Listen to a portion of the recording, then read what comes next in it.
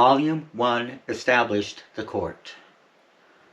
Roles were named, vessels launched, boundaries drawn. The architecture of governance was made visible, song by song. Volume 2 begins not with reinvention, but with continuity. The realm already stands. What follows is how an established order behaves when life continues. Adventures in this saga are not quests demanded by fate. They are events that arrive at a court the way weather arrives. Situations that occur because life continues and responsibility nonetheless remains.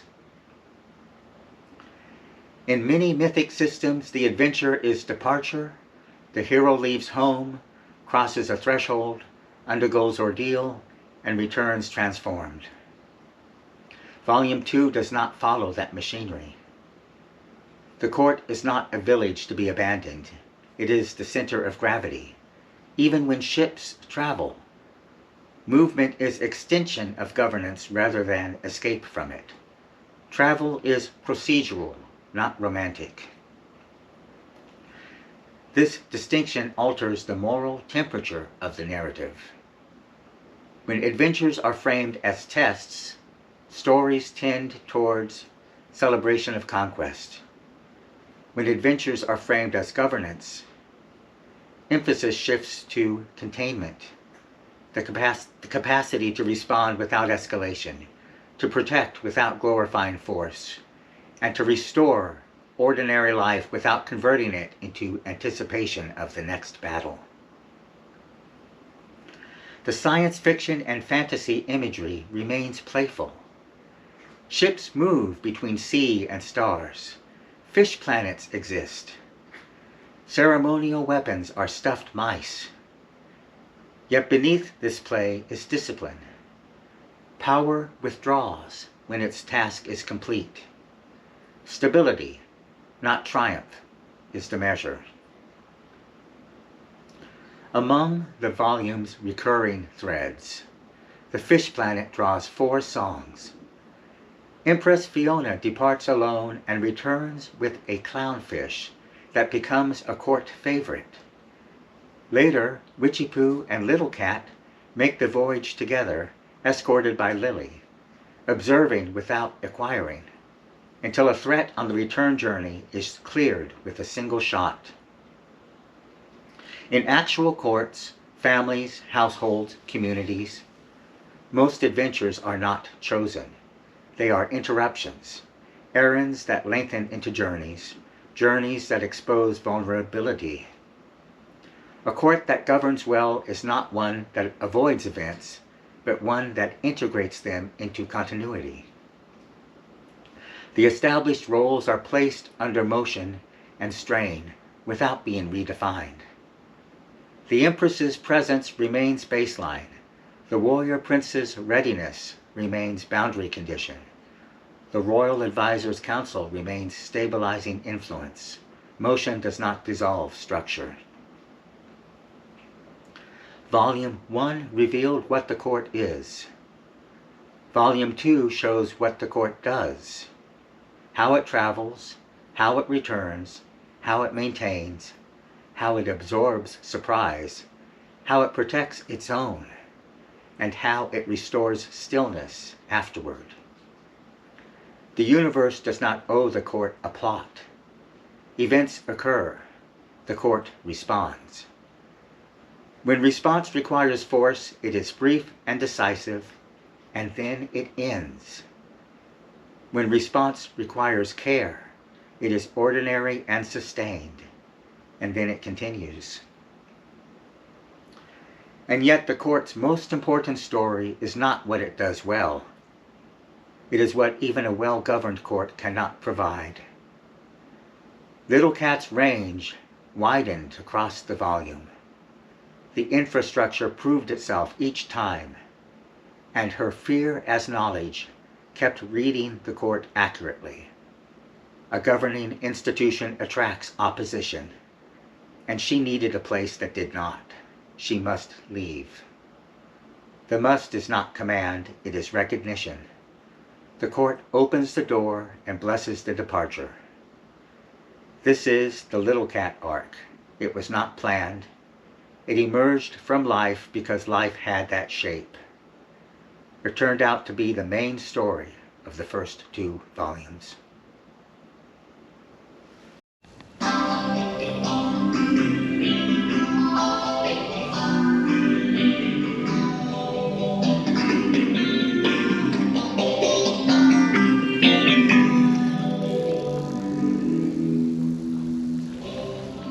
Empress Fiona goes to the fish planet in her Fiona ship. And we all know life dolphins can also go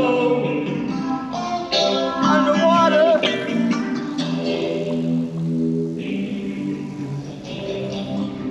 Here is Fiona on the fish planet. She makes her selection. She makes her selection.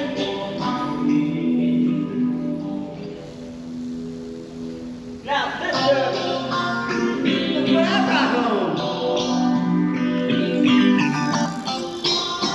Fiona turns to a drum. She shows the royal advisor a fish. She throws it at her sister.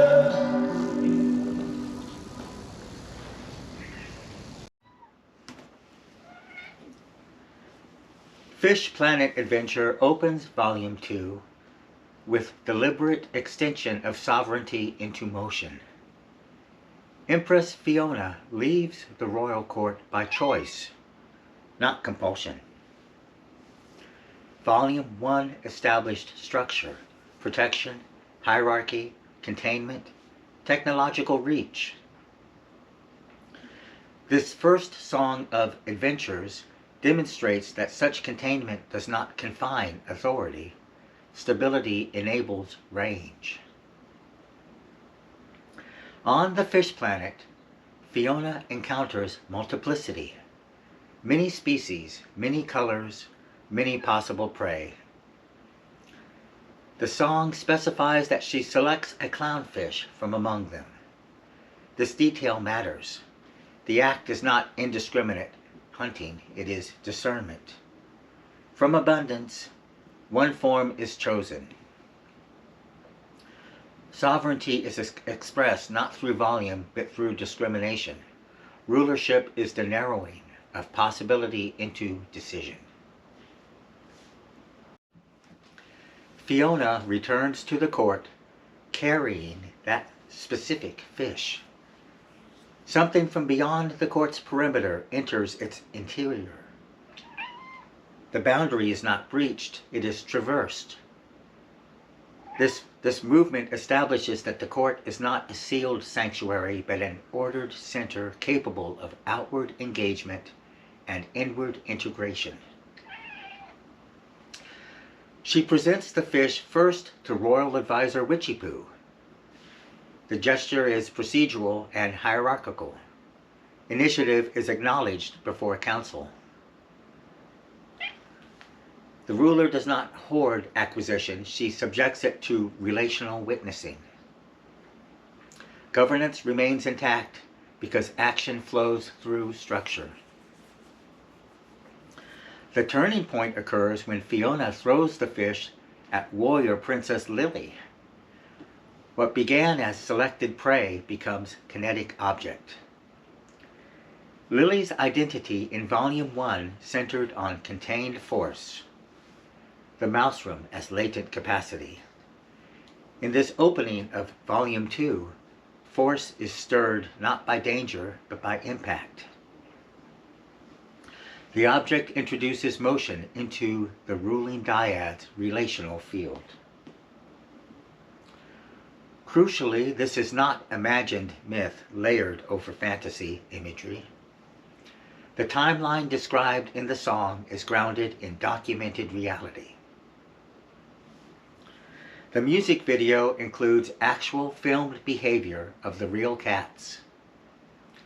Empress Fiona retrieving a fish, presenting it to Witchy-Poo, and then throwing it towards Lily. The myth does not invent these gestures, it names them. The saga's authority derives from observation.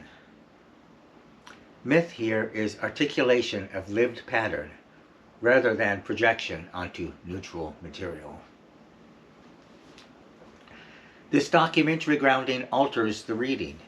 The fish is not symbolic abstraction imposed by narrative design.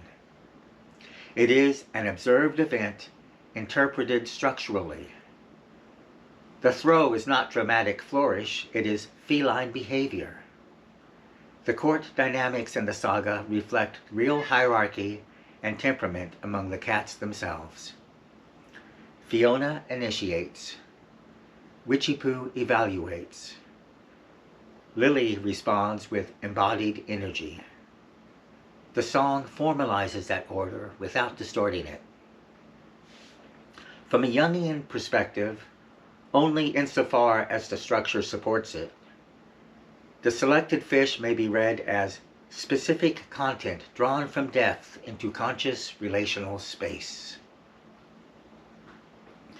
But that interpretation follows the behavior, it does not precede it. The psyche discriminates among many possibilities and brings one forward for engagement. Integration occurs through particularity, not flood. Likewise, this narrative diverges from Campbell's departure under duress arc. Fiona is neither called nor exiled. She departs within sovereignty, returns without ordeal, and reintegrates without transformation crisis. Adventure is normalized extension of governance. The structure is circular rather than dramatic. Stability precedes motion and survives it. Placed immediately after Long Lost Sister, the tonal shift is intentional. Volume 1 closed with developmental specificity and sober recognition of environmental fracture. Volume 2 begins with vitality enacted through agency. The court that shelters aftermath also hunts, selects, and plays. Protection does not eliminate instinct, it orders it. The fish passes sequentially through the offices of the court. To Fiona, it is prey selected. To Witchy-Poo, it is object of evaluation. To Lily, it becomes stimulus. Each role is revealed through interaction with the same element. The object functions as structural mediator between ruler, advisor, and warrior. The final image of the song is not conquest of a planet, but the suspended arc of the thrown fish. Authority translated into motion, force about to respond, hierarchy intact. Because the act is drawn from actual filmed behavior, the myth carries weight. It is not decorative allegory. It is observed sovereignty named. Volume 2 therefore begins not with spectacle, but with documented initiative, discernment, return, acknowledgement, impact. The court remains ordered, yet animated. Adventure emerges from structure rather than replacing it.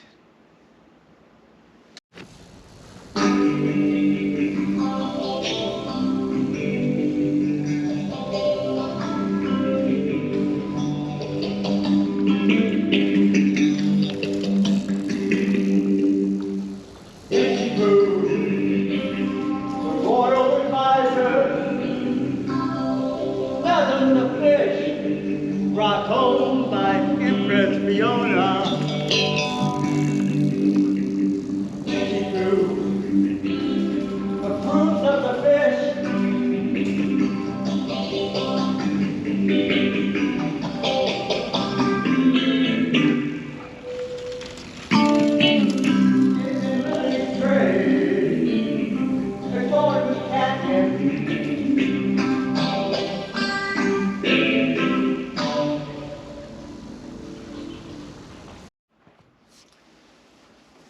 Witchy Poo likes the fish turns the object of the previous song inward. In Fish Planet Adventure, the fish was chosen, retrieved, and set in motion between the sisters. Here the tempo slows. The fish remains within the royal court, and the lyric centers a single repeated truth. Witchy Poo likes the fish. The emphasis is not on spectacle, but on preference. The declarative quality of the line matters. It does not elaborate. It does not justify. It does not dramatize. The advisor's response is sufficient in itself. In a saga where authority and force have already been defined with precision, this second song reveals something quieter but equally structural: what the court values. The shift from initiative to liking is not decorative. In the first song, Empress Fiona selected one fish from many species on the fish planet. Selection expressed sovereignty. In this second movement, that selection is received and affirmed. The fish moves from being evidence of range to becoming an object of appreciation. The court absorbs what has been brought into it. Witchy Poo's role throughout Volume 1 was stabilizing presence, the one from the before times, the advisor who observes without inflating conflict. In Jungian terms, she has functioned as the wise old woman archetype, not fortune teller or spectacle, but stabilizing intelligence that has witnessed cycles unfold. Here, her liking carries weight precisely because it is understated. She does not command the fish. She does not weaponize it. She does not contest ownership. She simply likes it. The court's intelligence registers approval. This approval alters the fish's status. What might have remained a momentary event now acquires continuity. Liking is a form of preservation. It fixes memory. The object is no longer only something Fiona hunted or Lily reacted to. It becomes something worth having again. In Taoist thought, preference that arises naturally, without force or performance, is the most reliable kind. It does not require maintenance. It simply continues. Preference quietly shapes direction. The relational balance among the court is clarified in this stillness. Fiona initiates and brings. Witchy Poo evaluates. Lily responds with kinetic energy. Each role engages the same object differently. The fish passes through the sovereign's will, the advisor's discernment, and the warrior's reaction. Through that passage, hierarchy is not strained. It is reinforced. Joseph Campbell's heroic model would have the object of the quest be transformative. The thing brought back that changes everything. The fish is not that. It does not confer power or revelation. What it does is subtler and more durable. It becomes something the court remembers it values. That is not transformation, that is orientation. The saga places this distinction at the very opening of its adventure volume deliberately. Adventure in this court does not mean going out and returning changed. It can mean going out, bringing something home, and finding that the court knows what to do with it. Placed immediately after the kinetic exchange of Song 1, this second song provides equilibrium. The fish that traveled from planet to palace now rests within evaluative gaze. Adventure does not escalate, it settles into meaning. The court does not only act, it reflects. The image that lingers is quiet. Witchy Poo in proximity to the fish she likes. No battle, No declaration of triumph, just recognition. In that recognition, the court's future movement acquires orientation, not through command, not through force, but through preference remembered.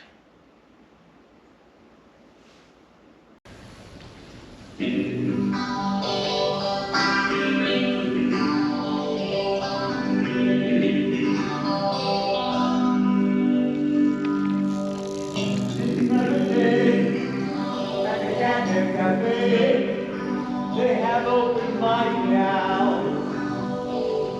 Lily and Fiona go there together. They take the stage.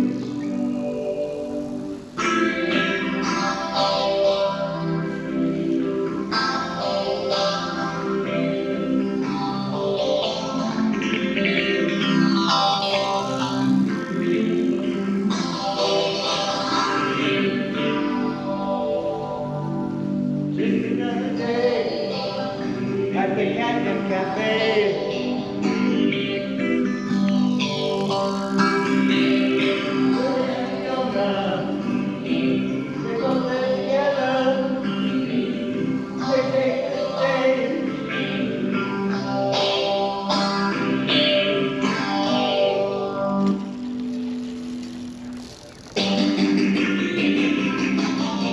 Go, Lily! Go, Fiona!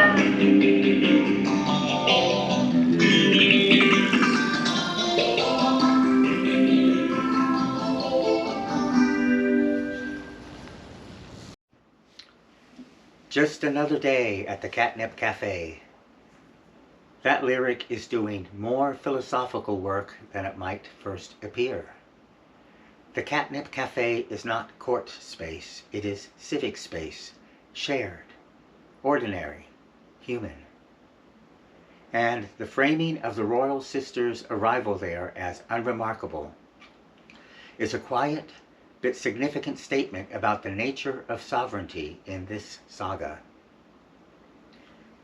The stage is already occupied when the sisters arrive. 3 cats perform before human patrons. The first performers relinquish the stage without drama. Empress Fiona and Warrior Princess Lily step forward and take their place. Only after they stand there does the microphone move towards them. Presence first, accommodation second. The room adjusts to their arrival, but gently, without spectacle. In Taoist terms, this is withdrawn, the self-so. Sovereign presence does not require announcement. It does not reorganize the room through force or declaration. The room simply responds as water finds its level. The sisters do not conquer the open mic stage. They participate in it, and the participation is natural rather than effortful. The Empress Fiona saga does not contest Joseph Campbell's heroic framework. It simply does not require it. The adventure here is not departure under duress, not ordeal, not transformation. The sisters go out, take the stage, and return. The court does not need to be tested by the outside world in order to know what it is. It already knows. The authorship is also made visible. The bicycle appears, the music made in motion, the ongoing practice that produces the songs. The civic outing is not separate from the discipline, it arises from it. The original still photograph of Lily and Fiona is shown. And the video makes the distinction explicit on screen. The animation is AI generated from the photo, but the sounds are actual sounds made by Fiona and Lily. Identity is preserved. Each voice is attributed precisely to its source. The Codex describes Volume 2's arc as outward expedition, preference recorded, public participation, first combat restoration, and beyond. Song 3 sits at the third position deliberately. Songs 1 and 2 have shown the court in motion and in reception. The fish brought home, evaluated, liked.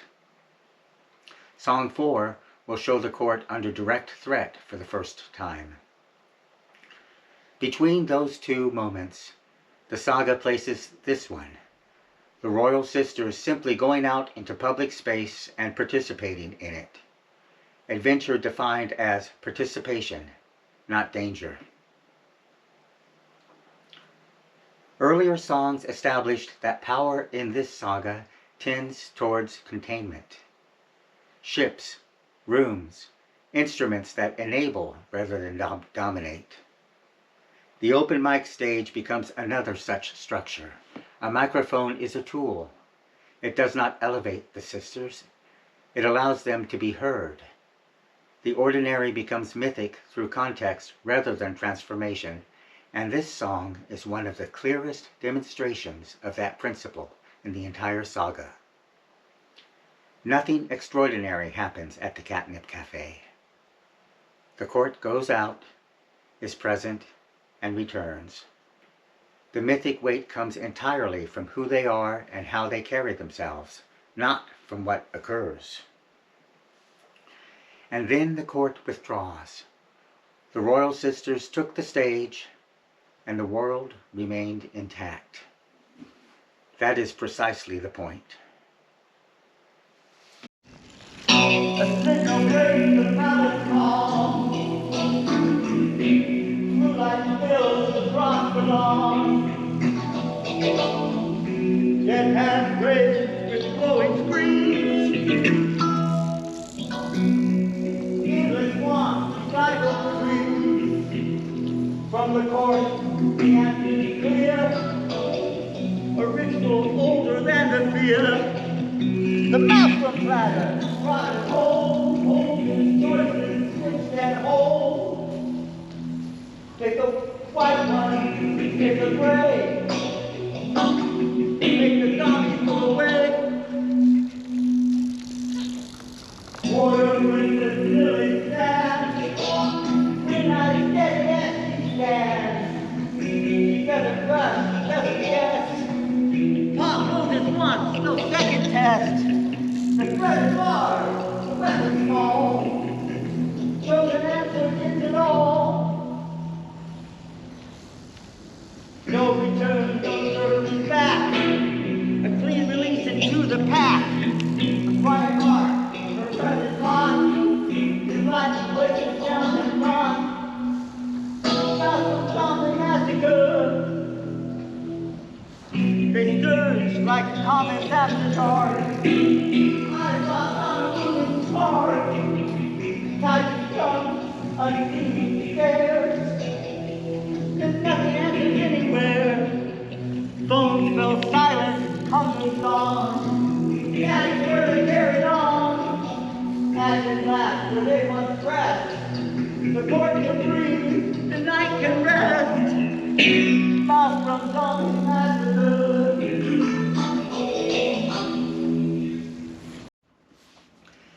A signal breaks the palace calm. Blue light spills across the lawn. A pack of humanoid figures advances, hands raised, screens glowing, moving almost as one body. Endless wants, recycled pleas. The feeling is not of individuality, but of accumulation. Like comets gathering after dark, pressing forward without center or purpose. In Jungian terms, what approaches is collective shadow, not the shadow of any individual, but of undifferentiated appetite itself. The zombie mass does not want anything specific, it wants endlessly. This is what makes it threatening, not force, but formlessness. There is no sovereign to negotiate with, no grievance to address. There is only accumulation. The court does not panic. The mouse-room platter is brought into view, broad, cold, ceremonial. It hangs on the wall not as ornament but as readiness. It is loaded only when need arises. This is not frenzy, it is selection. Warrior Princess Lily stands before the platter. She does not rush. Her paw closes once. She throws. Alan Watts, writing about Zen and the martial arts, returns repeatedly to this kind of action, the gesture that arises from stillness rather than agitation. The practitioner who deliberates is already compromised.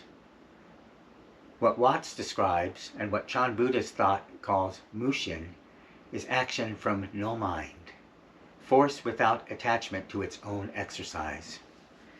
Lily does not decide to throw, she throws. The slow motion footage of the real Lily does not reveal hesitation.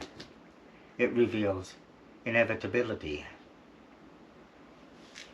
That second moment matters for another reason. The real Lily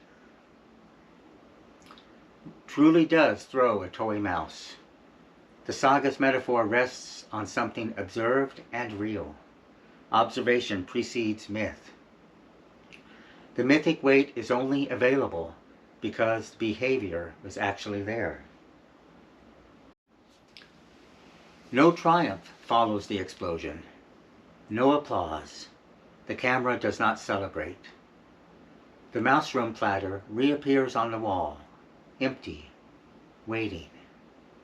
This return to stillness is the song's most important moment. The Tao Te Ching speaks of the sage who completes the work and withdraws without claiming the action. Power that does not cling to itself is sustainable. Power that insists on its own display begins to decay. The platter does not remain loaded in readiness for recognition. It empties and returns. This is also what distinguishes the mouse-room platter from a trophy. A trophy commemorates. The platter simply waits for the next time it is needed, indifferent to the last. Only Lily is shown in this moment. Fiona is not visible. Witchy Pooh and Little Cat are absent. The warrior function activates alone, and when it is finished, it withdraws.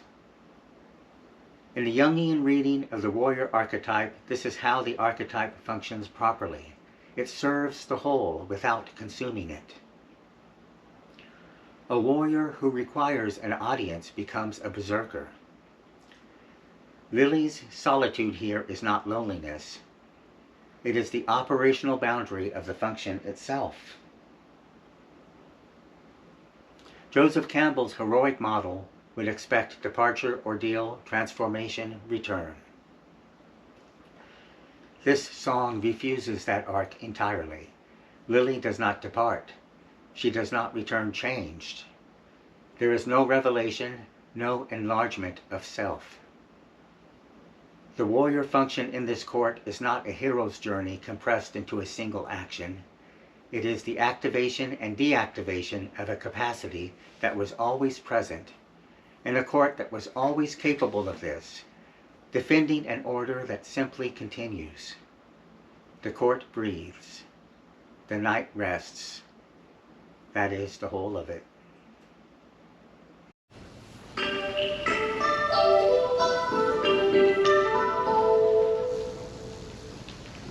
Empress Fiona at the door, holding more than myth or lore. Lily, warrior princess, perched upon upper stillness. Royal advisor on the bed, nothing spoken, nothing said. Empress Fiona at the door, keeping loud and keeping score. Lily, warrior princess, still, force and strong but steady will. Royal advisor on the bed, holding calm, the court has spread.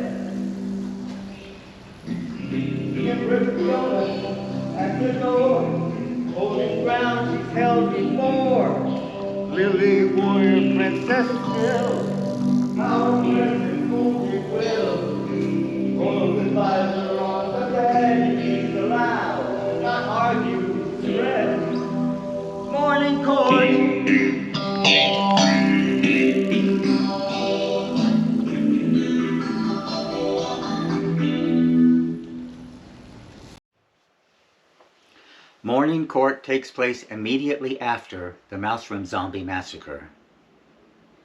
The night of force has ended. The line that closed the previous song, "The court can breathe, the night can rest," has already sealed the action. Nothing further is added. No wreckage is shown, no recounting occurs. Instead, the morning arrives. A court that can absorb the use of force and return to its ordinary configuration the following morning is demonstrating something more important than the force itself, that the force does not define it.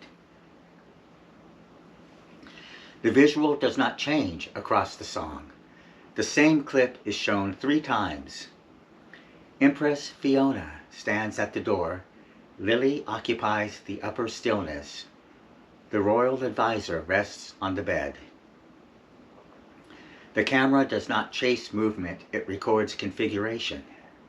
The repetition is deliberate. After violence, stability must be seen more than once. Empress Fiona is placed at the threshold. Empress Fiona at the door remains constant. What changes is the refinement of her function. She holds more than myth or lore. She keeps balance and keeps score. She holds ground she has held before. These are not proclamations. They are continuities. The Tao Te Ching speaks of the sage who acts and withdraws without dwelling on what was done. Governance that does not require the crisis to justify itself. Fiona at the door is that principle made visible. Sovereignty pre-exists the threat and continues after it. Lily remains elevated in the upper stillness. The elevation is not conquest, it is containment. After the Mouse Room has been launched and the threat ended, she is shown still. Force withdrawn by steady will, power present, folded will. The repetition of stillness clarifies the ethic. In Jungian terms, this is the distinction between the warrior archetype and the berserker. One returns to stillness after acting, the other cannot. The energy that acted now rests. Height becomes composure. The royal advisor is grounded. Nothing spoken, nothing said. That silence, placed immediately after destruction, carries weight. It is not avoidance, it is integration. In Chan Buddhist thought, the teacher who speaks when nothing needs to be said is not teaching. They are filling silence with noise. Witchy-Poo's silence here is active. She holds calm, the court has spread. Peace is allowed, not argued, spread. Council operates through atmosphere rather than command. Stability is sustained without announcement. The upper stillness is shown occupied by Lily in this moment, yet it belongs to no single member. In lived court life, all levels of the tree are shared. Here, the arrangement is compositional. Elevated, threshold, grounded. Each role takes a position for this morning. The structure is balanced, not ranked. Stillness is infrastructure. Because the same image returns 3 times, the audience is asked to look again. The first viewing establishes. The second clarifies. The third confirms. Nothing escalates. Understanding deepens. After crisis, reassurance requires repetition. The architecture holds. Structurally, Morning Court occupies a precise position in Volume 2. It arrives after the saga's first open combat, and before the volume's extended meditation on the ruling dyad. Its function is transitional but not passive. It is the hinge that allows the volume to move from force back to governance without pretending the force did not happen. A saga that skipped from combat to the next adventure would be telling a different story. This one pauses, shows the morning, and insists on it 3 times. The pause is the argument. Morning court is not celebration, it is restoration. The court appears exactly where it should be the morning after force has been used and withdrawn. The positions are resumed. The air is calm. The power that acted has folded back into structure. The day begins without drama. That restraint is the proof that the night is over.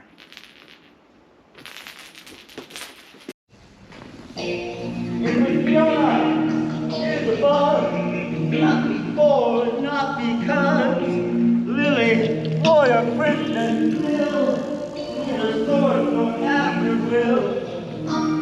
Royal sisters share the space, form and force in mutual place.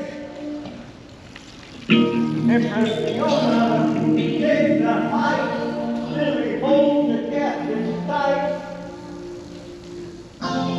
Royal sisters high and low, even where they go.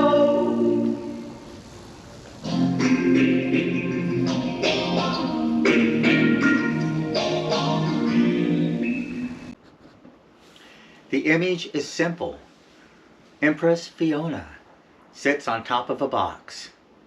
Below her, inside that box, warrior Princess Lily occupies the interior space. 2 photographs are used in the video, slightly different in framing but identical in structure. Height and depth, surface and containment. There is no motion, there is no deployment, there is only position. Fiona is above but not before. The lyric is precise. Above, not before, and not because. She occupies elevation without causation. Lily remains below, but not after and not derived. The image denies sequence, it presents relation. The Tao Te Ching speaks of the 10,000 things arising from the interplay of complementary forces, not from the dominance of one over another. Yin and Yang are not a hierarchy, they are a field. The lyric confirms this. Form and force in mutual place. The dyad is not a ladder, it is a field. In Jungian terms, this is the complementary pair in its most stable expression. 2 differentiated functions that constitute a whole, precisely because they are different. The sovereign and the warrior are not competing for the same role. They occupy different registers of the same structure. One holds height, the other holds depth. Neither is diminished by the existence of the other. The court has resumed its functioning after the violence of Mausram zombie massacre. Morning court has already shown breath returning. Here the breath stabilizes into architecture. Within Volume 2, this song follows Morning Court deliberately, after force has withdrawn. The ruling pair becomes visible again, not in action, but in structure. This is not a victory portrait. It is not celebration. It is a diagram. The dyad is shown as it is when nothing is happening. Governance resumes through placement, not proclamation. The box matters because it is part of the scene.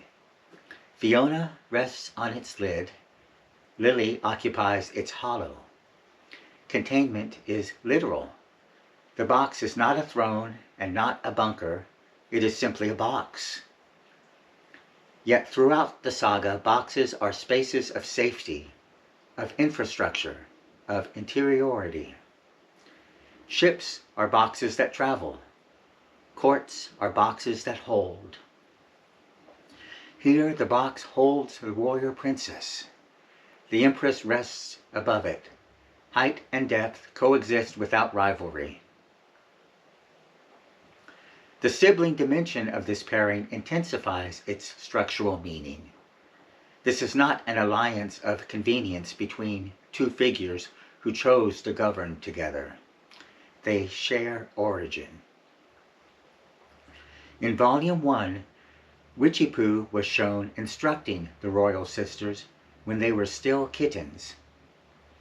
Fiona and Lily, not yet Empress and Warrior Princess.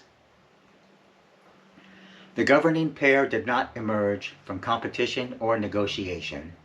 It grew from a shared formation. That shared root is what makes the image of the box legible not as hierarchy, but as kinship expressed spatially. There is no mythic ascent here, no hero's elevation. Joseph Campbell's heroic tradition tends to present power as singular, the one who rises, the one who prevails.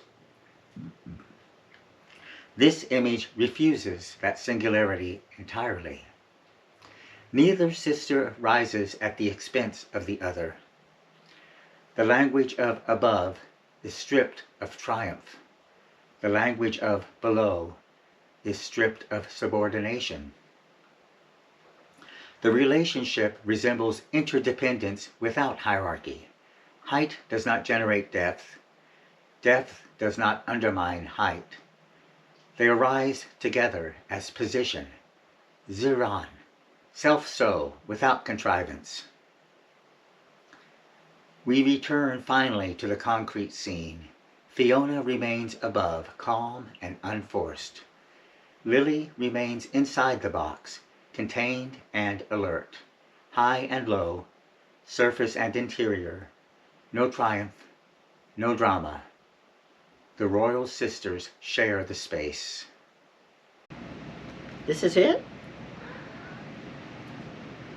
Am I supposed to squirt you? Want the bottle? Fiona says, real loud, the answer is yes. Sure, man. No need to move. Quick response, maintaining flu.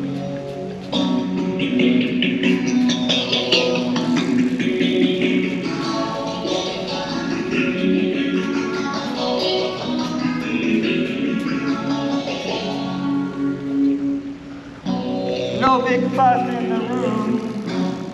There's a script, and then she grew. Cool, behave, and plan hold true. Maintenance is what we do. Maintaining blue.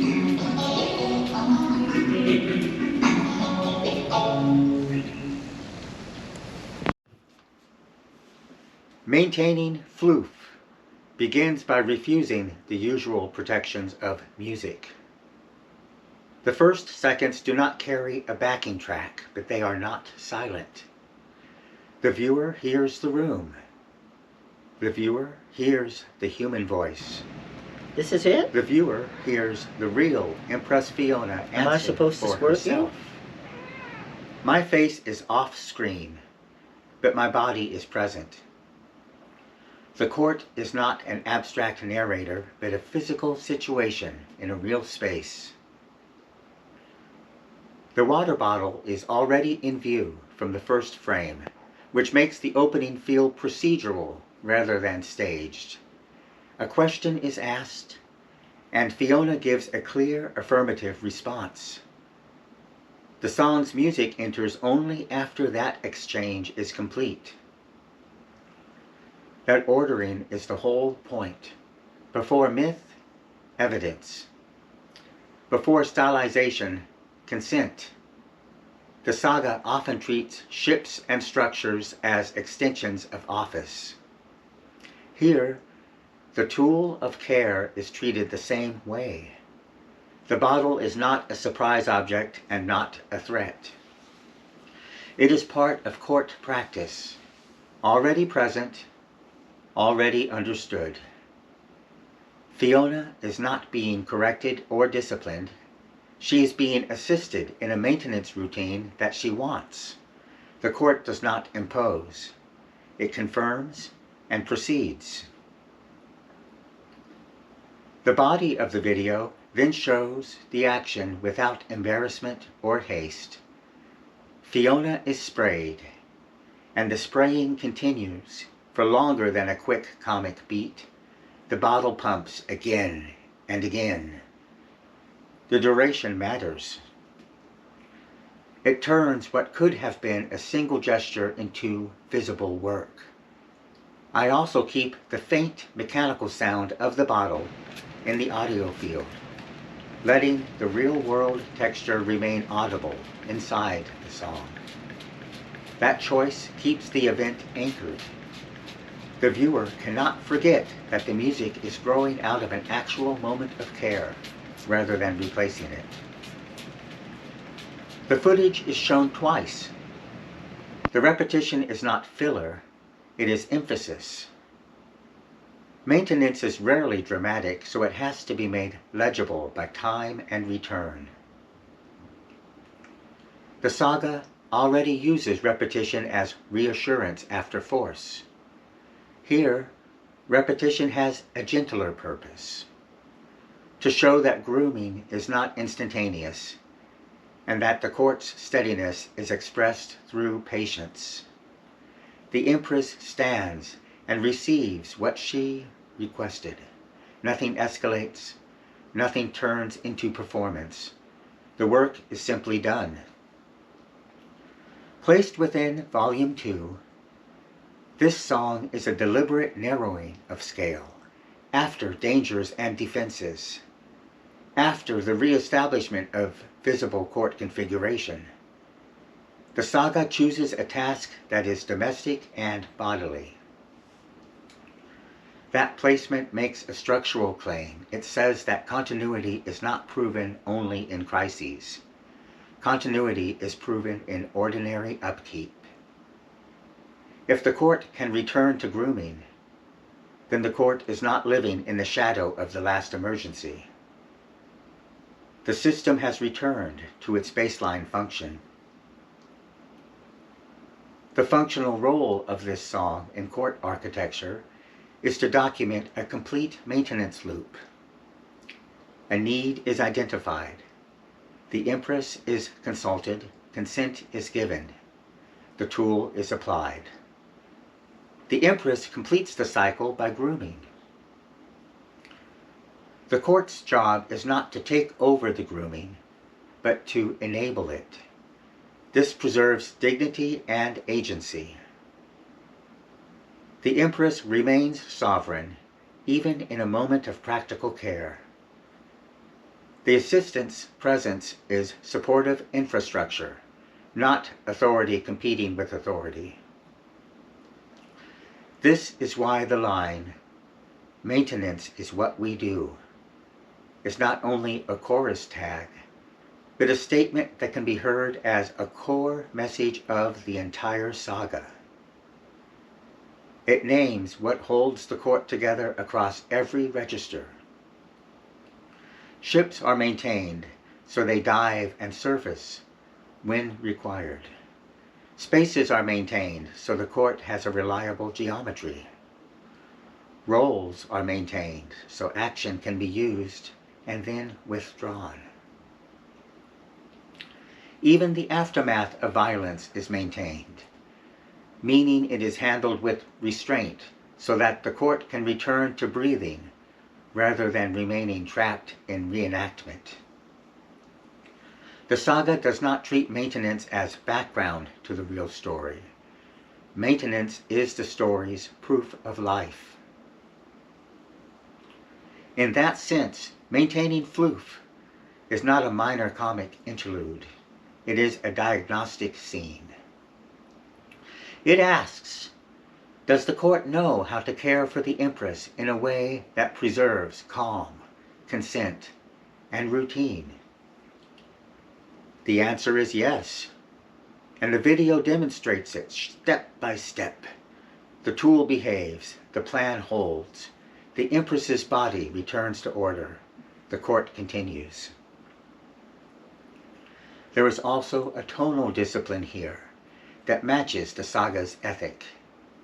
The camera does not hunt for sensational angles. The audio does not hide the mundane mechanics. The narrative does not inflate the event into a moral lesson. Instead, it documents a small act with enough duration and repetition that the viewer can register it as real. That restraint is what makes the scene trustworthy. By the end, the bottle has done its part and the Empress has done hers. Floof is restored through process. The court has not changed its identity. It has simply carried out its ongoing work. The final impression is not that something extraordinary happened, but that the court remains functional.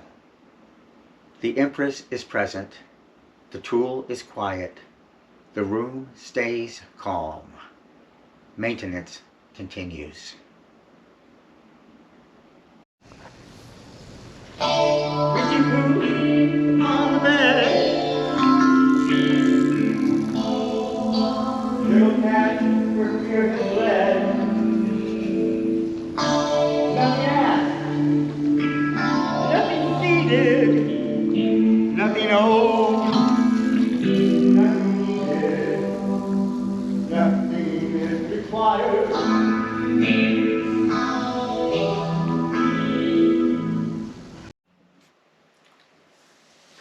Nothing is required takes place at court in visible stillness.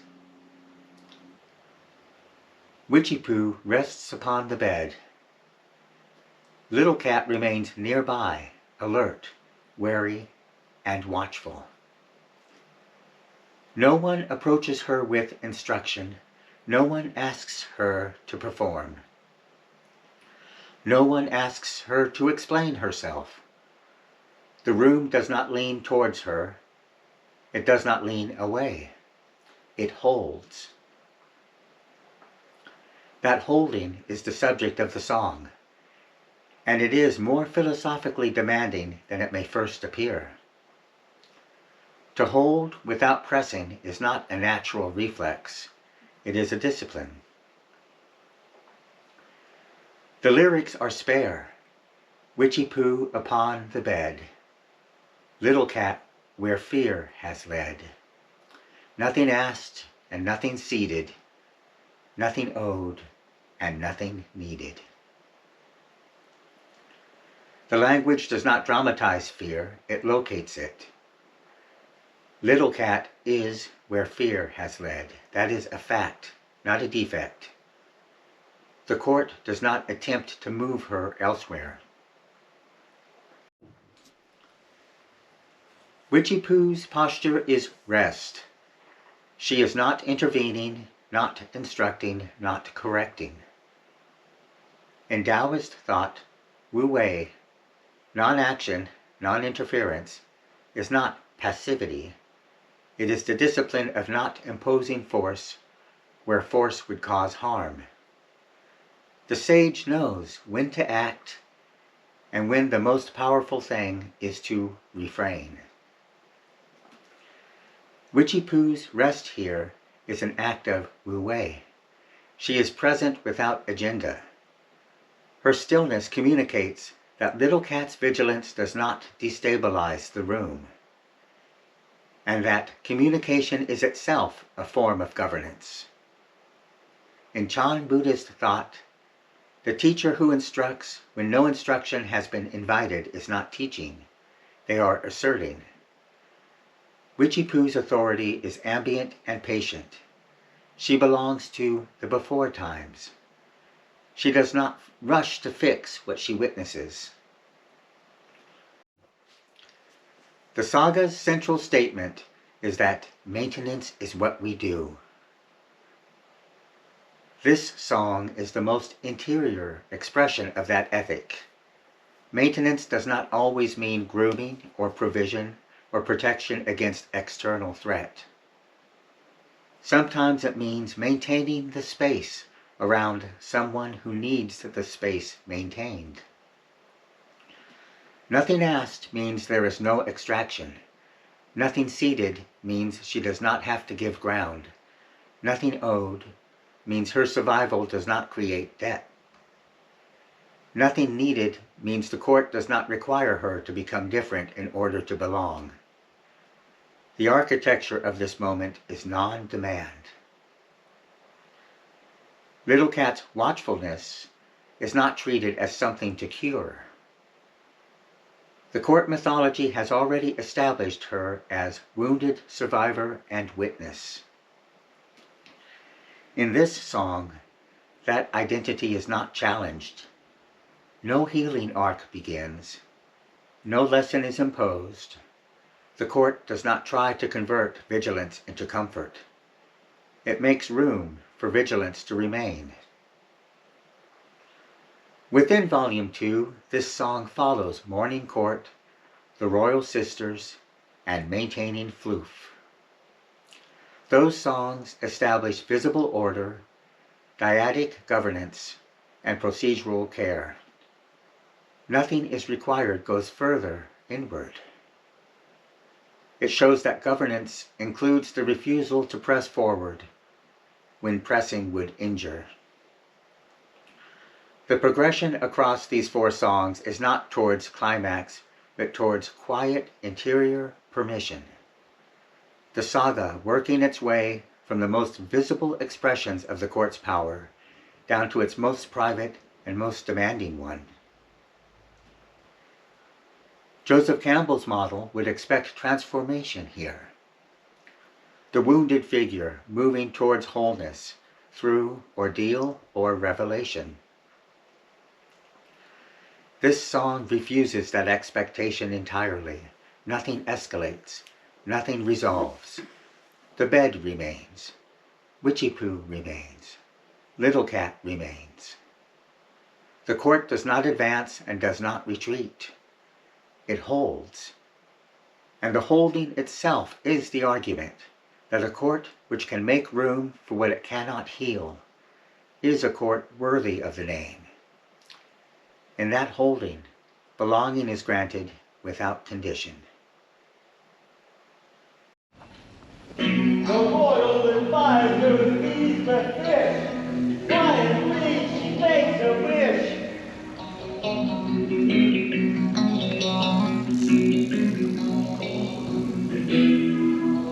Who now wants to visit the origin of the fish planet?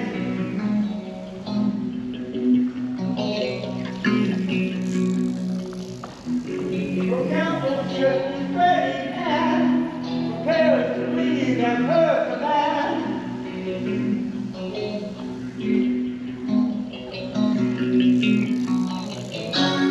Little cat from the side, she's along for the ride.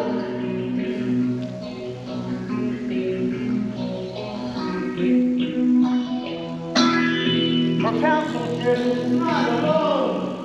Work protocol protects its own.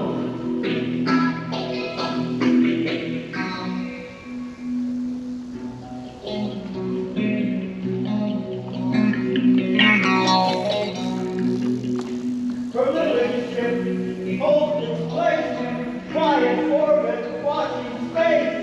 Her councilship descends through light beneath the waves to see the sight. Bright yellow fish move through the blue. A sea turtle comes into view. Clownfish waken and energy. The very food they came to see. Little cat watches the quiet show, enjoying how the moments flow. The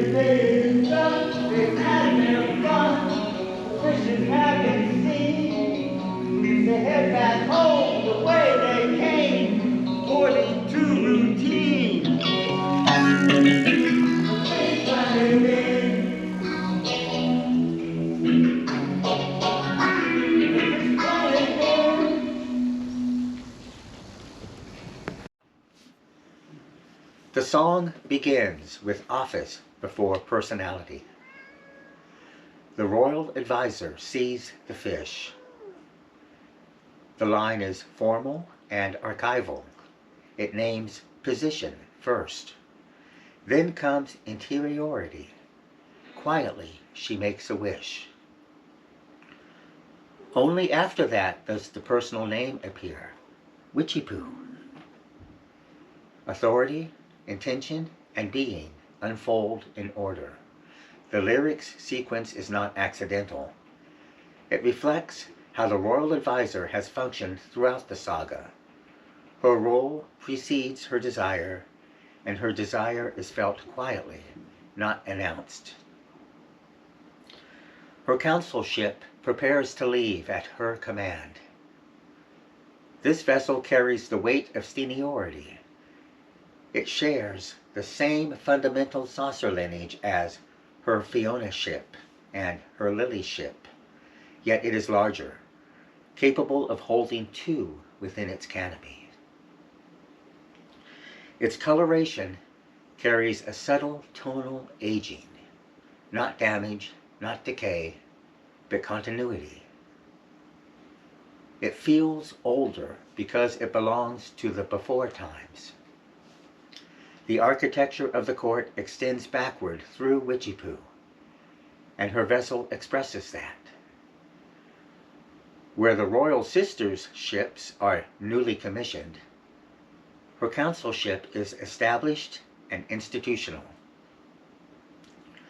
The before times are not a golden age reclaimed. They are the layer beneath the visible present, and this vessel is their visible form moving through space. Little Cat runs inside. She is along for the ride. This is the first time she does anything beyond existing in fear. There is no announcement of transformation. She simply chooses to go. Participation appears without proclamation. That is precisely how the saga treats it. To make a ceremony of it would be to overstate it. In space, the camera widens. At the line, that court protocol protects its own. Her Lily ship becomes visible, slightly behind and beyond. Escort is revealed as infrastructure. No alarm sounds. No threat emerges. Protection exists before danger. This is the ethic the saga has maintained throughout. The architecture of care is not assembled in response to crisis. It is already there. Beneath the water, there is no conflict. Bright yellow fish move through blue light. A sea turtle crosses the frame. Clownfish rest in anemone, the very ones they came to see. Unlike the earlier expedition led by Empress Fiona, no fish are collected on this visit. They came only to see the origin of what had been brought before. In Taoist thought, this is the opposite of grasping. The sage who goes towards the source not to take from it, but to know it. This is observation without acquisition, visitation without harvesting. The wish is fulfilled simply by the act of witnessing. Little Cat watches the quiet show. She enjoys how the moments flow. Nothing in the lyrics suggests healing or resolution. What occurs is simpler and more significant. She remains present without fear pressing in. Joseph Campbell's adventure structure requires that crossing the threshold produce transformation. This voyage produces something quieter. The recognition that the world beyond the court is not only threatening, it contains wonder. That recognition does not change Little Cat. It simply extends her range of experience by one journey, witnessed from inside a vessel held safe by a court that asked nothing of her in return. The song closes without escalation. No triumph is declared. No moral is drawn. The fish remain fish. The ships remain ships. Orbit resumes. For a moment within Volume 2, protection culminates not in force, but in flow. Her counsel flying orbit steadily. Her lily ship away to space. And side by side they leave that place. They travel home in quiet lives. Big and known. The floor we have reflecting now. Its colors gently show. Their jumping living blocks are past. And this movement in the void. It moves towards them. Close in. They steer gently to avoid. It shifts again. It follows still. Their turn is thus not clear. The space ball passes every move. The lilies reach their gear. They altered course to meet their turn. The space bomb would not slip. Her progress is beyond lever. The maelstrom launched her up her ship. The maelstrom a maelstrom leaves its place. It travels towards the space bomb mass in calculated chase. It reaches where it has been sent. A single point of force. The space bomb crashes, breaks apart. The ships resume their course. They angle toward their waiting world, where Earth and daylight blend. Together in the shooting stars, until the journey ends.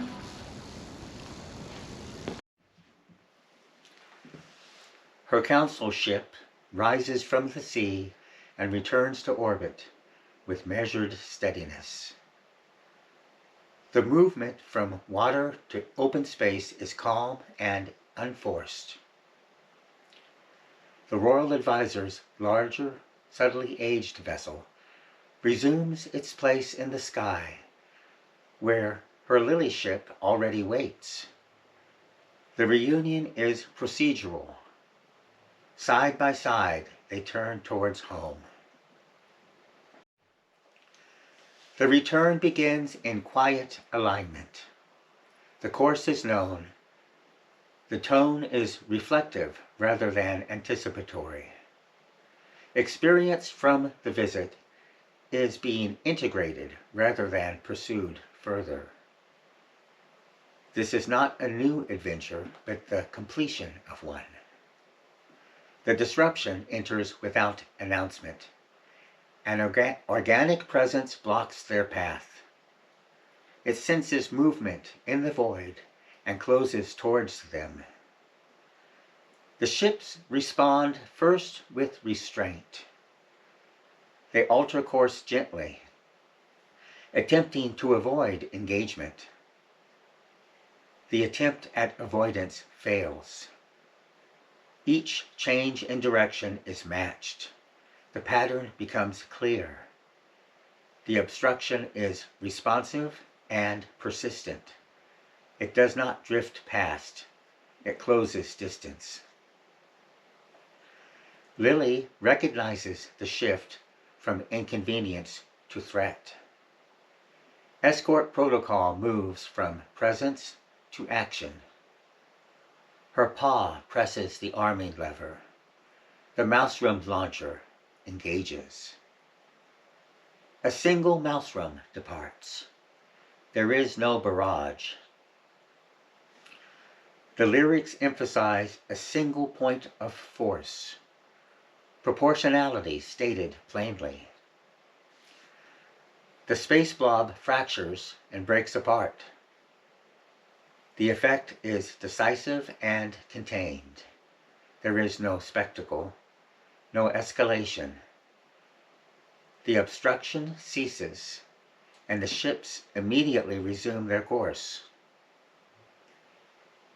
The Tao Te Ching counsels the use of force only when nothing else suffices, and then only as much as the situation requires, no more. This is that principle enacted.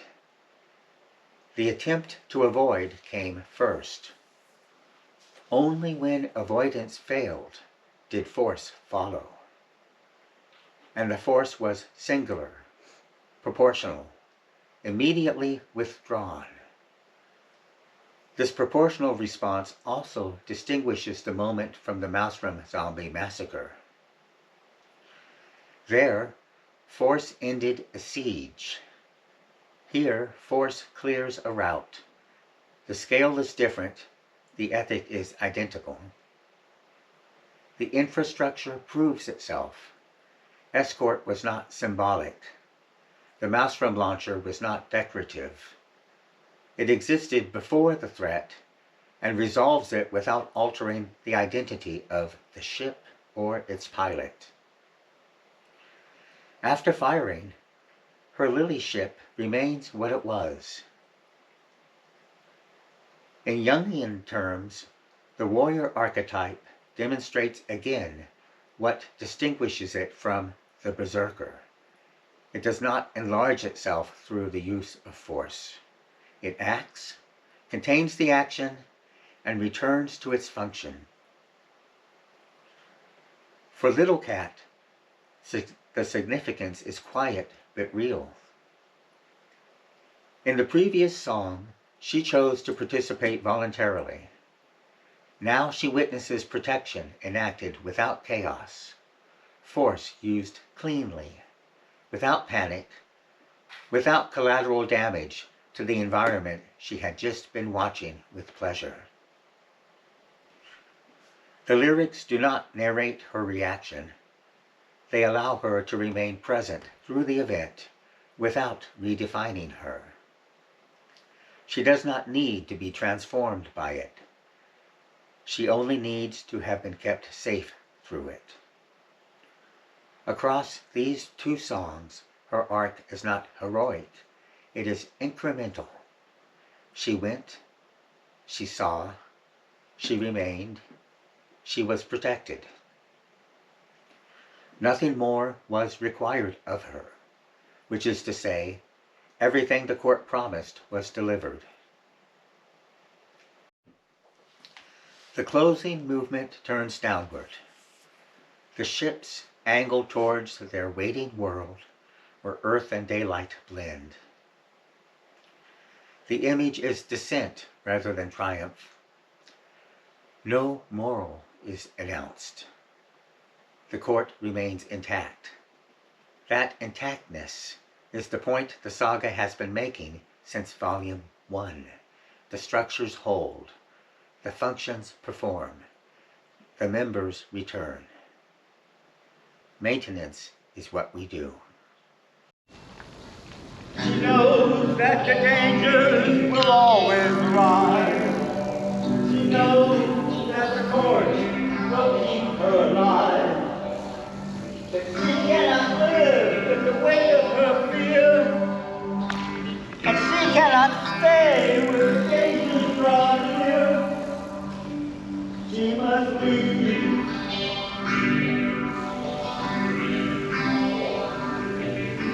The court draws opposition just by being there.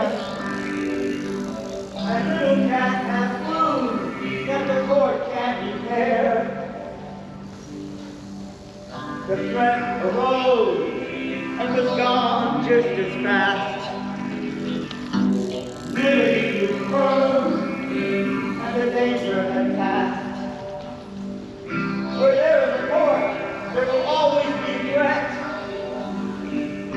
and fear that is knowledge does not forget.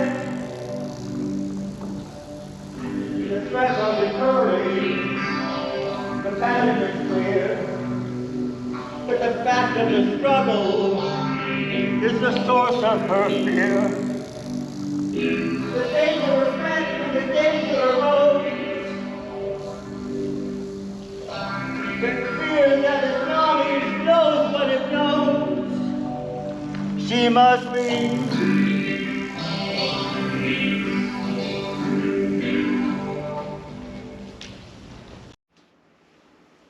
She Must Leave arrives as the penultimate song of the saga's second volume, and its most diagnostically precise moment. Every preceding song has demonstrated what the court can do: travel with intention, evaluate with discernment, deploy force proportionally, restore stillness after violence, hold space without demand. This song does not question any of that, it audits it. The lyric does not begin with crisis, it begins with knowledge. She knows that the dangers will always arrive. She knows that the court will keep her alive. The acknowledgement is complete before the first chorus. Little Cat does not doubt the court's competence. She does not doubt its intention. She reads the architecture accurately and draws a conclusion the court cannot argue with. That reading is the song's structural weight.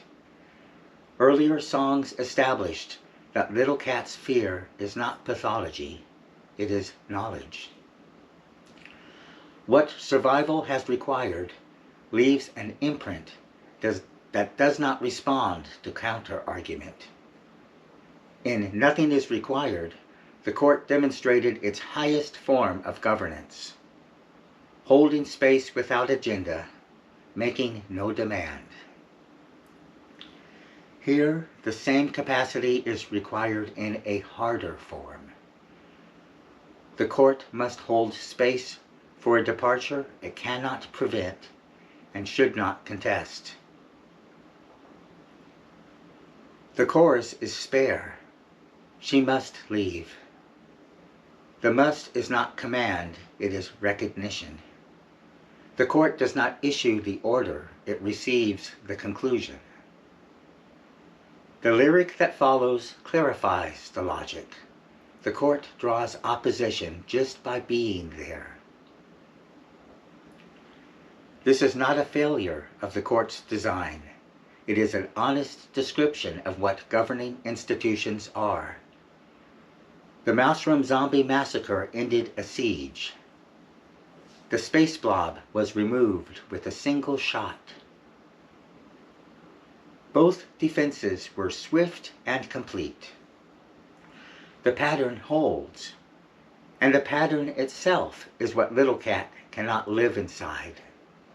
Where there is a court, there will always be threat. Fear that is knowledge does not forget. The second verse names this explicitly. Lily stood firm, and the danger had passed. The affirmation is genuine. The warrior's capability is not in question, but capability and safety are not the same thing. Little Cat requires not a better defense, but a place that does not draw opposition in the first place. The court's architecture cannot provide that. A vessel outside governance entirely is the only answer. The third verse tightens the logic further. The threats are recurring. The pattern is clear. It is not the threat itself that breaks her, it is the structural certainty that threat will recur wherever a court exists. Fear that is knowledge knows what it knows. The song does not invite the court to argue otherwise. It does not invite Little Cat to try harder. It witnesses her conclusion without contest. Within Volume 2's arc, this placement is deliberate. Little Cat's range widened across the second half of the album. In Nothing Is Required, she rested nearby without being pressed. In The Fish Planet again, she chose to participate voluntarily for the first time. In Return from the Fish Planet, she witnessed protection enacted without chaos. The infrastructure proved itself at each turn. Her range widened because the court held well, and yet her fear as knowledge continued to accumulate information from each demonstration. Every defended threat confirmed the pattern. The court proves itself. The pattern proves itself equally. The saga's tonal restraint is the commentary. No melodrama, no climactic confrontation, no plea for her to stay. The lyric simply follows the logic to its conclusion and names it. The saga has argued throughout that governance includes the refusal to press forward when pressing would injure. Here that principle arrives at its most demanding application. The court does not press, it acknowledges. She must leave, not because the court has failed, not because she has failed, because the court, functioning exactly as it should, cannot be what she needs. That is the honest reckoning the song offers. The saga honors it without argument, without redemption arc, and without grief performed as spectacle. Fear that is knowledge knows what it knows. The court knows it too. The decision is made, and the court holds it true. Little cat leaves with their blessing. It's all they can do. The Empress says, to a hell here, to a hell still. The court gives its blessing, and always will. Then Lily speaks, little sister, go now. You are safe to depart. You will always be held in this warrior's heart. And we do her well. As this, and only this to tell. You know what you need. You know what is true. Go well, little one. My heart goes with you.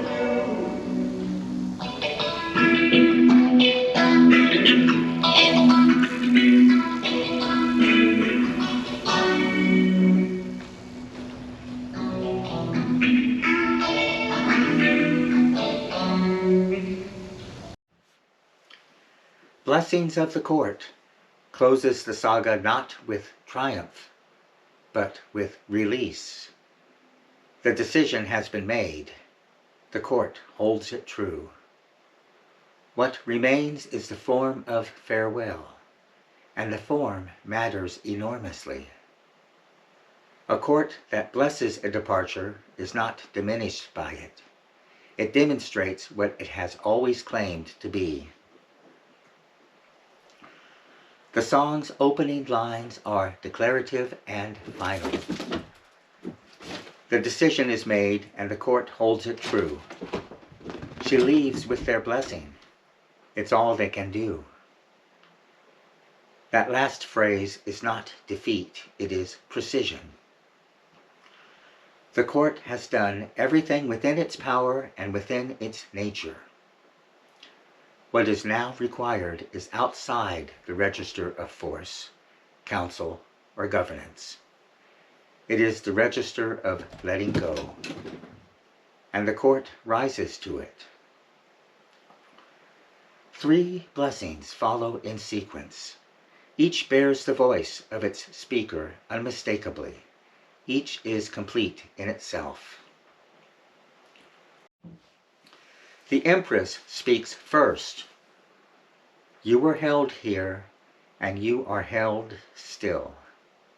The court gives its blessing, and always will. Fiona's sovereignty has always been relational. Empress Fiona is not alone, is the lyric that defined her authority in Volume 1.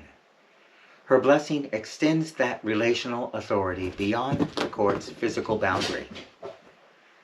Little Cat will not remain within the court. She will remain held. The distinction is structural, not sentimental. The court's containment does not end at the door. Memory is infrastructure. Lily speaks second. Little sister, go now. You are safe to depart. You will always be held in this warrior's heart. The tenderness here is earned rather than easy. Lily's entire function in this saga has been protection at the screen door, in the massacre, in the space blob encounter. She has defended the court with decisive, proportional force. That same precision is present in her farewell. She does not ask Little Cat to reconsider. She does not offer reassurance that the threats will stop. She says, you are safe to depart. The safety she can offer now is departure itself. Her heart remains the container. Witchy Pooh speaks last, and her words are the fewest. You know what you need, and you know what is true. Go well, little one, my heart goes with you. The royal advisor has always been the figure whose authority arises from duration and observation. She does not instruct, she does not clarify, she confirms. Little Cat's knowledge, including the fear that is knowledge, is acknowledged as valid. You know what you need. This is the deepest form of respect the court can offer. Not correction, not reassurance, not an argument for staying. Simple recognition that the one departing has read her situation accurately. The sequence of speakers is not incidental. Sovereign, warrior, advisor. The court's governing triad speaks in the order of their functions. The Empress establishes the permanence of the bond. The warrior releases the departure. The advisor confirms the departing one's own knowing. Each role performs its final act in character. What emerges structurally is a symmetry that closes the saga's full architecture. Volume 1 ended with Little Cat's arrival. Smaller, watchful, uncertain, the cost dimension entering the court.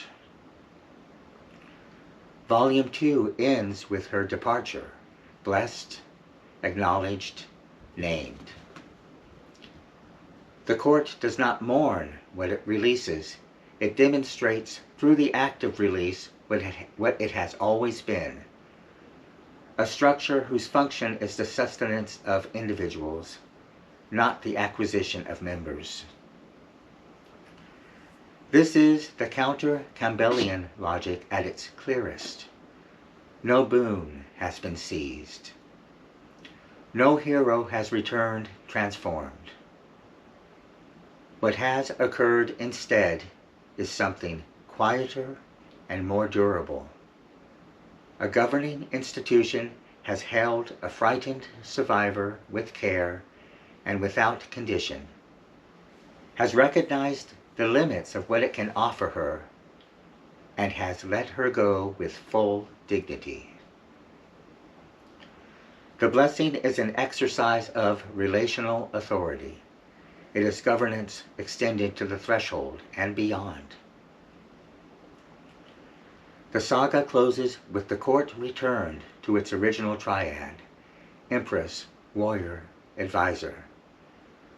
The configuration that Empress Fiona's court named, and that every subsequent song has tested, demonstrated, and confirmed.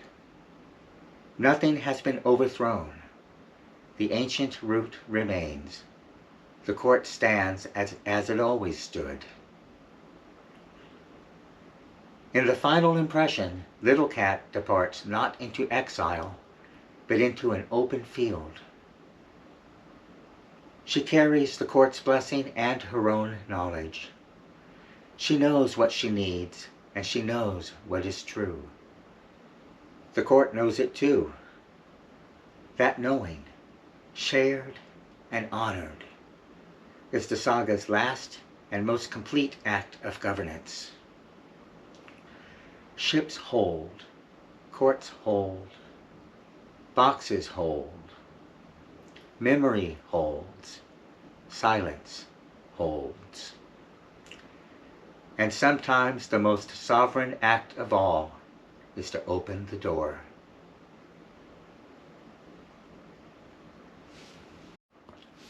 This saga was not designed, it was followed. There was no outline, no planned arc, no decision made in advance that Little Cat would arrive at the end of Volume 1 and depart at the end of Volume 2. That shape emerged from life because life had that shape.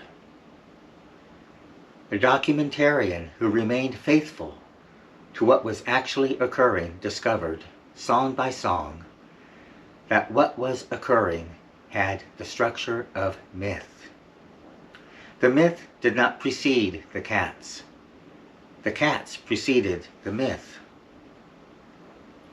That sequence is the source of whatever authority this work carries. Not its philosophical resonance, though the resonance is real and runs deep. Not its structural symmetry, though the symmetry holds across all 24 songs. Its authority rests on the fact that nothing here was improved upon. The Empress governs as she actually governs. The warrior protects as she actually protects. The elder counsels as she actually counsels. Little Cat's fear was not softened into something more comfortable. The court's limits were not argued away. What was observed was named. What was true was followed. The philosophical currents that run beneath the saga, Taoist, Chan Buddhist, shaped in no small measure by the transmission of those traditions through Alan Watts, were not installed from the outside. They were already present in the way the observer saw. Decades of absorbing a particular sensibility had made it not a framework to apply, but a way of attending. When that attention turned towards 4 cats in a living room, what it found was Wu Wei enacted without doctrine, power that withdrew when not needed, force that ended when its purpose was complete. The ordinary moment, fully attended to, already sufficient. The saga is post-heroic not as argument but as fact. There was no call to adventure because the Empress was already in place. There was no climatic boon because maintenance was never preparation for something else. It was the thing itself. That is not a philosophical position the saga adopted. It is what the court actually was, and what the songs documented. What the saga offers finally is not a system. It is a record. A record of authority that did not dominate, force that did not linger, counsel that did not manipulate, fear that was honored as knowledge rather than corrected as deficiency. A record of a court that held, and then, in its last and most demanding act, opened the door. The court stands now as it stood at the beginning. The ancient root remains. Nothing has been overthrown. What was here before is still here. And the cats, who never knew they were enacting anything beyond themselves, were the whole of it from the start. Before myth, there were cats. The saga did not add to that. It only looked and named what it saw.